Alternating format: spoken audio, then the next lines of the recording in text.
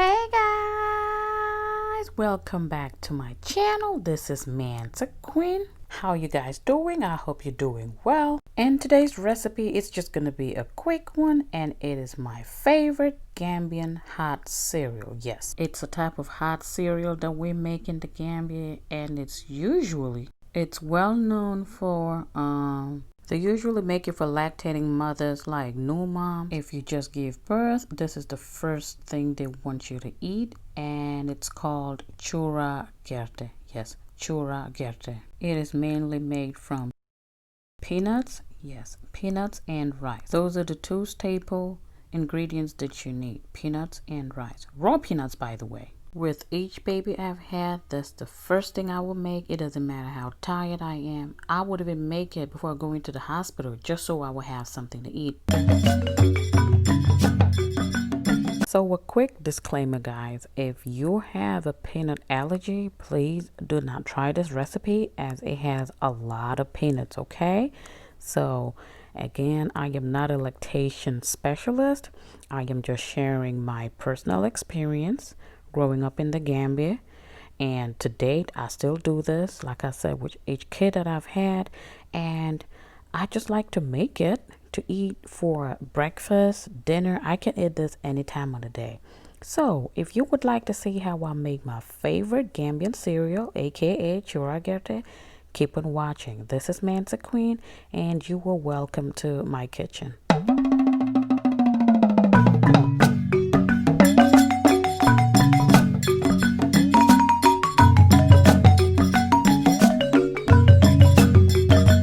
So to make your Churaa Gerteh, you would need some raw peanuts, and I got these from my local grocery store. You can get this from any African store or like a Hispanic grocery store, and I'm using 2 cups of raw peanuts. Yes, guys, in Gambia they will usually use a mortar and a pestle, but this recipe I'm going to show you a quick way of doing it if you're living abroad and you don't have access to all that. And by the way, this is what the packaging looks like for the peanuts. Yes, so this recipe is just going to be a quick one where you don't need any mortar or pestle to make your Churaa Gerteh. And this is my rice, and today I'm using jasmine rice. I like to use jasmine rice because it cooks faster. The peanuts, on the other hand, takes a little longer to cook, so by the time the peanut gets cooked, the rice will get really soft, almost like pap. Yes, that's what I'm going for, and that is why I choose to use jasmine rice, and I'm using 2 cups today. I'm also going to use some sugar to taste. Now that all depends on your personal preference, so you would need some sugar to sweeten it up. You're also going to need some salt to taste. It's very important. Sugar and salt go together in this recipe.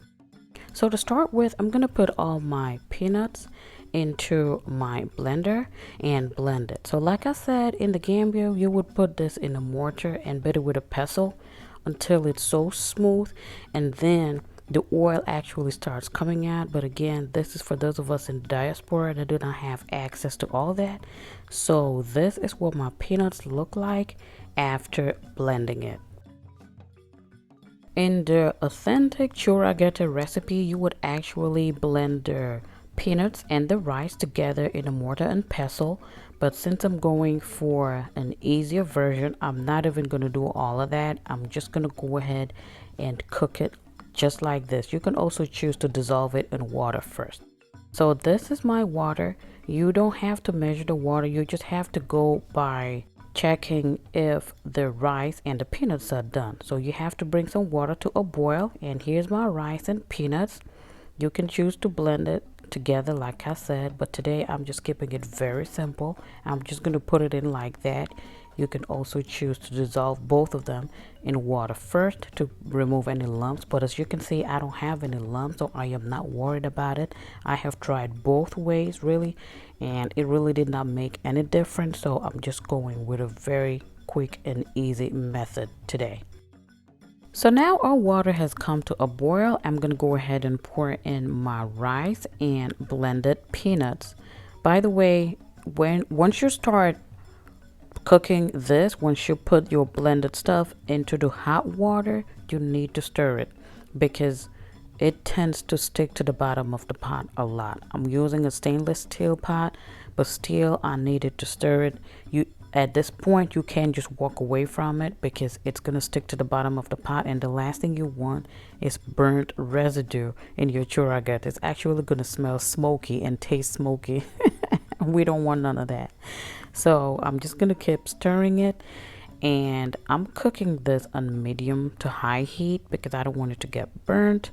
So yeah, just keep stirring it, and you would notice that it thickens up a lot faster. Like, it thickens up so fast. So I just kept adding more water.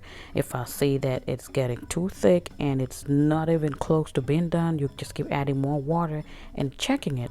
So you just want to check it, bring it out a little and check it.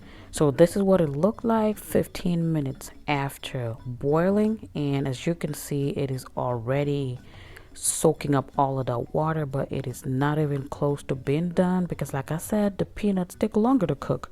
So at this point I would go ahead and add more water because this is not going to be enough to cook my chura.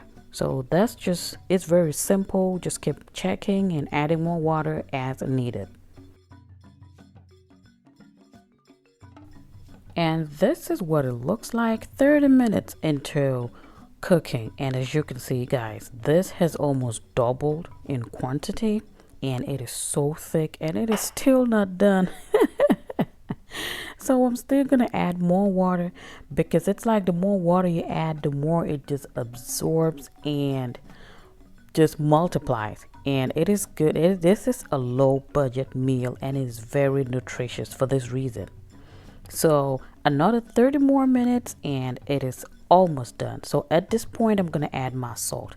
The reason why I did not add my salt at the beginning is because it tends to stick to the bottom of the pot faster if you add the salt early. That was something that my grandma taught me when we were little and started cooking. She said, do not add the salt at the beginning. At this point, I'm also going to add my butter. Now, this is totally optional, but my mom, I always remember, she likes to add butter, I guess to make it more nutritious for us, the kids, because we loved it so much. So I'm going to add about 2 tablespoons of butter. You guys, this is one meal that I wished my 2 little girls could eat, but unfortunately they have a peanut allergy, so they cannot eat it. It makes me so sad, so I'm eating all of it on their behalf. Nobody should come for me. Okay, cut your girl some slack. It's just porridge, pretty much.